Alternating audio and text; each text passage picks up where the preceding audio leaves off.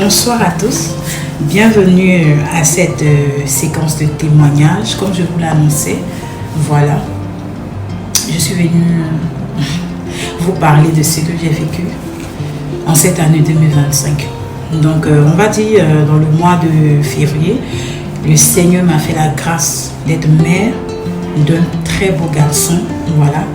Et il faut dire que depuis ma grossesse, j'ai été attaquée physiquement, spirituellement et tout. J'ai vécu une grossesse vraiment difficile. Et dans le mois de février, lorsque je suis partie accoucher, vraiment, l'accouchement n'a pas été facile. C'était un accouchement vraiment pénible. Le gynécologue a tout fait pour que je puisse accoucher par voie basse, mais c'était vraiment compliqué, l'enfant ne sortait pas. Et j'ai eu à faire 6 heures de travail et après on a décidé de faire la césarienne. Donc quand je fais la césarienne, l'enfant est né, il était bien portant, il n'y avait aucun problème selon les examens. Et le temps est passé, je crois, quand l'enfant a eu 2 mois, j'ai eu un songe. Et dans le songe, c'est comme si j'étais en face d'un homme et l'enfant était dans mes mains. Et l'homme me parlait, c'est-à-dire qu'il était en train de me distraire et par derrière, il y a une femme qui est venue et elle a récupéré l'enfant. Quand elle a récupéré l'enfant, elle est partie avec l'enfant. Il y avait d'autres enfants, il y avait des militaires. Je n'ai pas pu lui dire « donne-moi mon enfant » et tout. Elle est partie avec l'enfant et arrivée en bas, puisque nous étions arrêtés sur le pont, arrivée en bas, elle a posé l'enfant par terre et puis elle est partie. Donc quand je me suis réveillée le matin, j'ai dit à mon mari « ah, regarde le songe que j'ai fait ». Mais je n'ai pas considéré. Et lui, à son tour aussi, quelques temps après, il a eu un songe où c'est comme s'il y a une femme qui a pris un caillou et elle a lancé sur la tête de l'enfant et il y avait le sang qui coulait abondamment. Donc quand il m'a expliqué, il m'a dit bon, voilà ce qu'on va faire. Il faut qu'on surveille cet enfant-là. Il a dit il faut qu'on surveille vraiment cet enfant. Et un mois est passé. On était là, on va dire le 2 juin, c'était un lundi. On allait prendre le résultat de ses soeurs, puisque l'année scolaire était à son thème, on allait prendre le résultat de ses soeurs à l'école. Et au retour, on a décidé d'aller au marché. Voilà, je vais acheter des petits trucs. Et je rentre dans le marché, je fais ce que j'ai à faire. Et en ressortant du marché, mon pied a tapé un fer. Lorsque mon pied a tapé le fer, je vous dis que la douleur, là, je l'ai ressentie dans mon cœur. Comme un poignard. Et je me suis abaissée, je dis Seigneur, c'est quelle douleur qui peut rentrer jusqu'à dans mon cœur. Et je me suis relevée, je suis partie. Nous sommes rentrés à la maison. L'enfant était bien portant, il n'avait rien, pas de fièvre, pas de tout. J'ai dit rien du tout, pas de cochon, rien. On dort, Dieu merci ce jour-là. Le matin, avant de sortir de la maison, nous avons prié. Le soir, avant de dormir, nous avons recommandé la nuit au Seigneur et nous avons dormi. On avait des prières à 5 h du matin, donc j'ai réglé mon réveil à 4 h du matin, 4h58. Lorsque mon réveil sonne, je me lève. Normalement, quand une mère se lève, la première des choses qu'elle fait, c'est son bébé qu'elle regarde. Je me lève, je regarde l'enfant. Je dis Enoch, Enoch. L'enfant ne répond pas. J'allume la lumière. Enoch, Enoch. L'enfant ne réagit pas. J'ai dit à son père, je dis réveille-toi, l'enfant ne réagit pas. L'enfant est couché, les bras ouverts comme quelqu'un qu'on a crucifié. On s'est levé. Je suis allée appeler une maman. Son mari est pasteur. Voilà. Je suis allée l'appeler pour qu'elle vienne pour qu'on puisse prier. Donc avec son mari, ils arrivent, on parle en langue, on prie, on fait des déclarations, on prie, on fait tout, on fait tout, on fait tout, on fait tout, on prie, on déclare pour que l'enfant se réveille. L'enfant ne se réveille pas. Je suis sortie de la maison, j'ai dit Seigneur, que ta volonté soit faite. Et l'enfant a été emmené à l'hôpital, ainsi de suite, à la morgue. Ah, je souris parce que c'est la partie là où tout va s'éclater. Ah, Seigneur, Seigneur Jésus, tu as pu me faire ça à moi ta fille, Rebecca. Je n'en revenais pas, j'étais choquée. J'ai dit, mais Seigneur, Toi-même, tu m'as envoyé prier pour des femmes enceintes. J'ai accompagné des femmes enceintes à aller accoucher. Tout s'est bien passé. Tu m'as dit, fais ci, fais. J'ai obéi à toutes les instructions que tu m'as données pour cet enfant-là. J'ai tout fait. Et Seigneur, c'est à moi que tu fais ça? Il n'y a pas de problème. J'étais dans une colère vraiment. J'ai dit, Seigneur, tu es injuste. Tu es très injuste. Comment tu peux me faire ça à moi? Où est mon témoignage? Après la césarienne, après la douleur, après tout ce que j'ai vécu, Seigneur, c'est mon témoignage qui est comme ça là. Moi, Rebecca, il n'y a pas de problème. J'étais là. Je n'arrivais même plus à prier. Même pour dormir, j'étais obligée de boire la bière. Parce que mon cœur était serré. Tout s'est écoulé autour de moi. Et le diable maintenant a commencé à me parler. C'est toi la fille préférée de Dieu, non? C'est toi tu sais prier, non? C'est toi tu penses que tu es trop arrivé, non? Voilà, ton enfant et moi, tu dis quoi? Faut parler. Tu parles plus. Tu pries plus. Ah d'accord, tu vas voir. J'ai dit ici, là, une douleur atroce. Quand je dors, je ne veux plus me réveiller. J'étais là, j'ai dit, ah Seigneur. En fait, je ne croyais pas que ça là pouvait m'arriver, quoi. Et un jour, j'étais là. Le Seigneur m'a dit, regarde la dame qui est là. Va vers elle. Je vais te parler au travers d'elle. Va vers elle. Et je suis allée vers elle. On a échangé. Toi, elle m'a dit, ah vraiment, Yako, que le Seigneur te fortifie. Vraiment, elle a commencé à me donner des paroles d'encouragement et tout. Et j'ai commencé à reprendre un peu confiance au Seigneur. J'étais toujours fâchée, mais je dis, je vais faire comment? C'est Dieu. Il a fait comment? J'étais là et un jour, je suis allée lui rendre visite et il y a un homme de Dieu qui était là. Et elle a dit, ah, homme de Dieu, voici ma soeur dont je te parlais, celle qui a perdu son bébé. Là, il dit, oh, c'est homme de Dieu, vraiment que le Seigneur te fortifie. Le Seigneur te fortifie, que tu sais, toute chose concourt à notre bien. Quel que soit ce que tu as traversé, il faut te dire que le Seigneur a un plan derrière.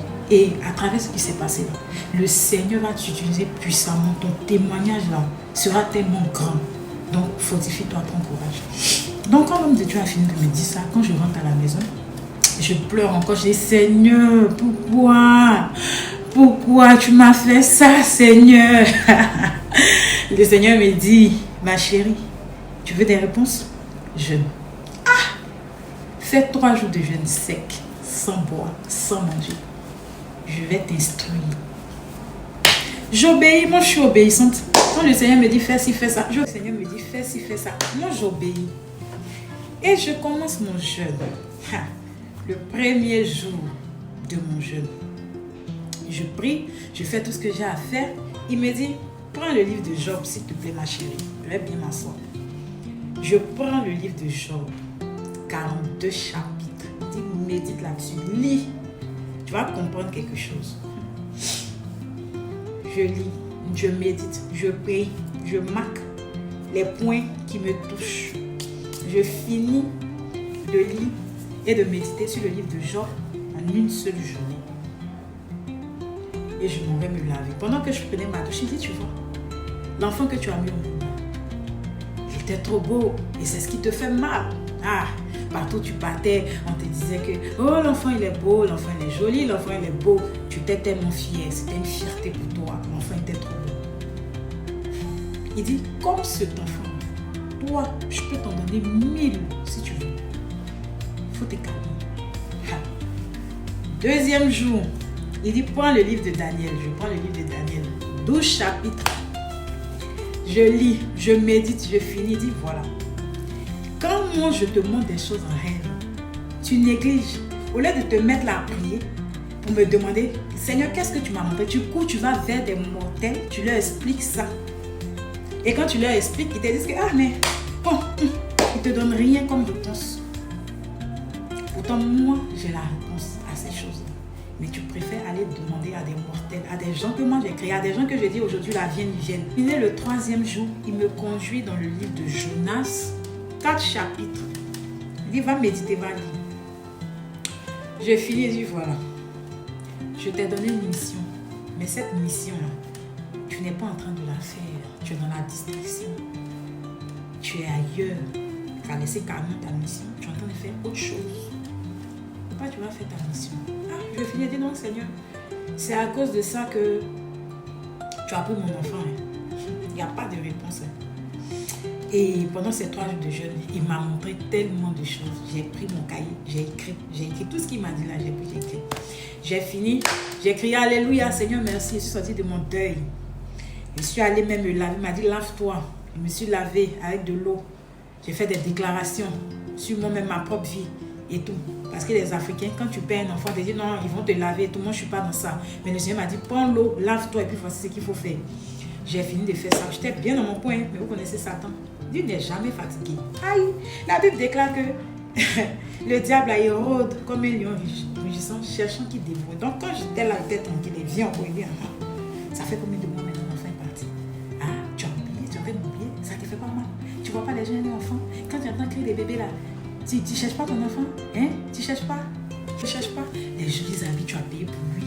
Voilà, ta camarade t'a envoyé ça du Canada. Tu avais des projets pour cet enfant-là. Tu penses bien à lui. Tu l'as oublié comme ça. Et ton bébé est noble, tu l'as oublié comme ça. Je replonge encore dans l'affaire de deuil là. Je mets question de Dieu. Seigneur, pourquoi tu m'as fait ça? Oh Seigneur, pourquoi? Oh Seigneur. Il dit d'accord. Va faire 21 jours de jeûne encore. Puis tu reviens. Ah, 21 jours de jeûne encore. Il dit là, tu vas comprendre quelque chose. Donc je me lève, j'obéis. Au début du jeûne, je coupe chaque soir, je mange. À partir d'un certain moment, il me dit arrête la nourriture, je n'ai pas concentré. Il faut jeûner comme ça. Ok. Je jeûne comme ça. Pendant mon jeûne, il me dit prends le livre de Matthieu. Il faut aller méditer, il faut aller lire. Je médite. J'arrive sur la prière du Notre Père. Après, je vais rentrer en profondeur dans nos vidéos. J'arrive sur la partie qui dit que ta volonté soit faite sur la terre comme au ciel. Il dit, tu as entendu? Que ta volonté soit faite sur la terre comme au ciel. Rappelle-toi, lorsque vous allez prier pour que l'enfant ressuscite, tu as dit une parole, tu as dit, Seigneur, que ta volonté soit faite. C'est ma volonté qui a été faite. Voilà, parce que ma parole déclare que nous imposerons les mains aux malades. Les malades seront guéris. Les morts même ressusciteront dans le nom de Jésus. Si l'enfant n'est pas revenu à la vie, là, c'est ma volonté. Et j'ai compris, Seigneur. Je finis tout ça. Il me dit, accepte-toi maintenant, j'ai bien te parler. Il dit, le Seigneur Jésus-Christ, là, c'est mon fils unique. Je l'ai aimé, je l'ai créé avec la gloire, je l'ai créé avec tout ce que tu peux imaginer là. Mais je l'ai donné en sacrifice afin que toi, tu seras sauvé. Ça ne te dit rien? Il dit, accepte encore. Il dit, la Vierge Marie là, c'est une femme comme toi. Elle a porté son enfant. Elle n'a pas demandé à vouloir avoir un enfant. C'est moi qui suis venue. J'ai dit, tiens enfant. Elle a porté cet enfant-là 9 mois dans son ventre comme toi. Elle a accouché. L'enfant a eu 1, 2, 3, 4, 5 jusqu'à 33 ans. Donc elle a aimé cet enfant-là pendant 33 ans de sa vie. Elle lui a fait des bisous. Et quand le Seigneur est né là, dans la description là, il était très beau. De toute façon, ton fils était beau et puis ça te fait mal. Il était beau aussi. Mais cette femme-là, elle a vu son enfant frappé pendant qu'il n'a rien fait. Elle a vu son enfant humilié pendant qu'il n'a rien fait. Jusqu'au point où on le déshabille, on le met nu. On le crucifie sur une croix. Cette femme-là, elle a vu ça. Mais toi, lorsque l'enfant devait venir vers moi, là, je vous ai endormi d'un sommeil profond. Vous n'avez pas vu tout ça. Mais cette femme, elle a vu ça. Mais il n'est pas mentionné dans la Bible qu'elle a fait une dépression. Il n'est pas mentionné dans la Bible que oui, elle a rejeté Dieu. Elle a accepté. Donc, accepte ma volonté. Et puis, regarde ce qui va se passer. C'est comme ça que le Seigneur m'a parlé. Je dis, oh Seigneur, vraiment, je suis désolée. Mais, ton plan est meilleur. Si tu m'as donné des enfants et tu as décidé de reprendre celui-là, Seigneur, tu sais pourquoi. Je te demande pardon. Et c'est comme ça que je suis sortie de mon deuil, par le jeûne et par la prière et par les encouragements et les prières de certaines personnes, surtout la grâce de Dieu. J'ai pu sortir de mon deuil. Et ce soir, je suis venue partager ce témoignage avec vous pour rendre la gloire au Seigneur Jésus-Christ. Et je suis venue dire à quelqu'un qui est encore dans le deuil, voici ce que le Seigneur a dit dans sa parole. Il a dit, venez à moi, vous tous qui êtes fatigués et chargés, et je vous donnerai du repos. Si présentement tu as l'amertume dans ton cœur, tu n'arrives pas à accepter la mort peut-être d'un enfant, la mort d'un parent, regarde au Seigneur Jésus-Christ.